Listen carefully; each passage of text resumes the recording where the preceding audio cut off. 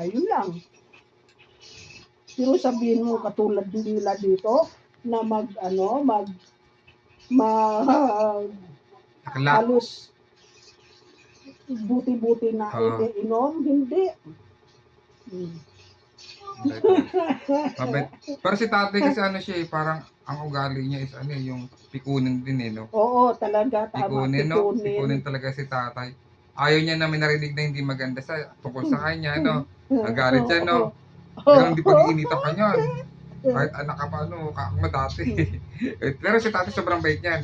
Si nanay ayoko bigyan ng ano, pambili, pampunta ng ano, enchanted. Si nanay. Pero si tatay bigay agad ng pera. Dati bigyan ako parang 400 ata yung pa-enchanted. Si nanay ayaw. 400? 400. O, 400. Madami nang mapupuntahan nun. Sobrang Ayun. Tapos, Yun ang istorya namin. ano sino yung unang anak niyo? Si Michelle nga, ate mo, Pangalawa. si Richard. Akala ko di nyo nakilala. Oh. Pangatlo. Di si Michael, Ed, pangapat. ikaw, Panglima. wala na. Meron, diba nakunan? O, Kayo? nakunan yun, di wala yun. Ilang buwan. Sayang. Nakunan. Sayang nga ba, bunso sana Ano, eh. ikaw ang bunso. Ayoko maging bunso eh. Mag-aapat na buwan yata Oo. yun eh. Bakit Pwede. na? Ano nangyari? Hindi kasi, nagtinda kami sa pansyon. Oo nga eh, sayang nga eh. May Kay bunso pa kay sana. Lita. Pero napaano nyo? Napacheck nyo kung lalaki babae? Hindi. Di pa ata na si... Tapos, Saka di pa sikat yung dati, di ba? Hindi pa oo, nakakacheck yun. No? hindi pa naman malaman yun kung babae, lalaki, dugo pa lang yun eh. Eh, may regla ako noon. Dugo pa lang ba yung 4 months? Hindi, may fetus na yun. Oo. Tapos, nagtinda kami sa pansyon, nagtinda ako kay Lita. Sabi niya, Diding, hakutin mo tong dalhin mo to doon sa tindahan. Yung mga buti na soft drink sa bayong.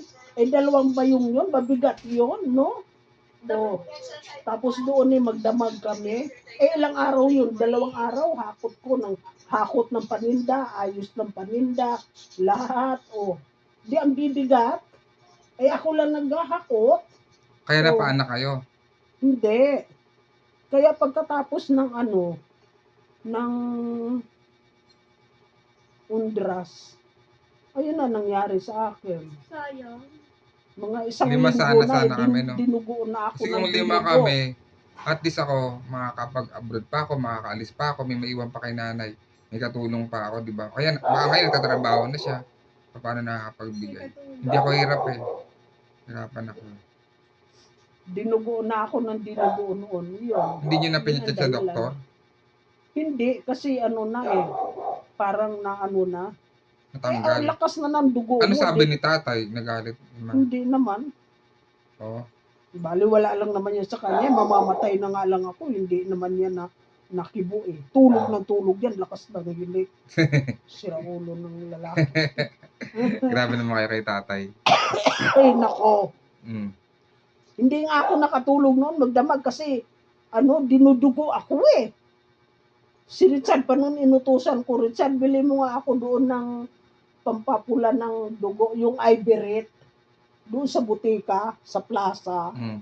Eh, binili ako, ininom ko yun dahil baka ako maubusan ako ng dugo.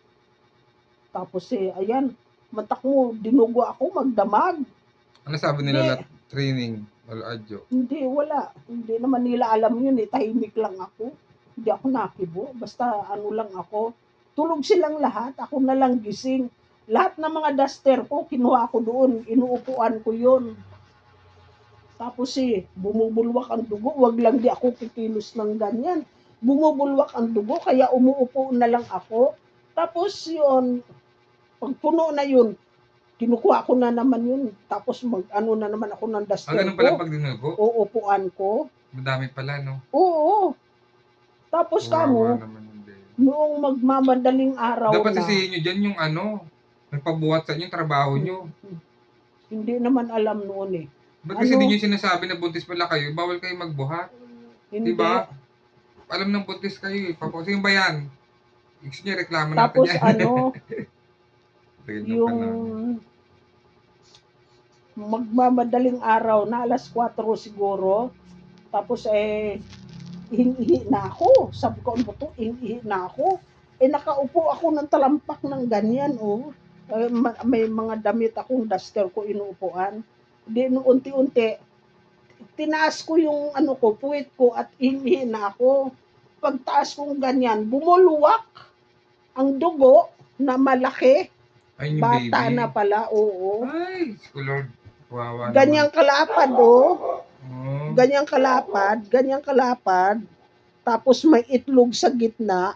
Tapos may walis na tingting na nakadikit doon sa gitna ng malapad na ganyan. Inunan siguro yon sa gitna. Tapos may nakakabit man dito sa parang itlog.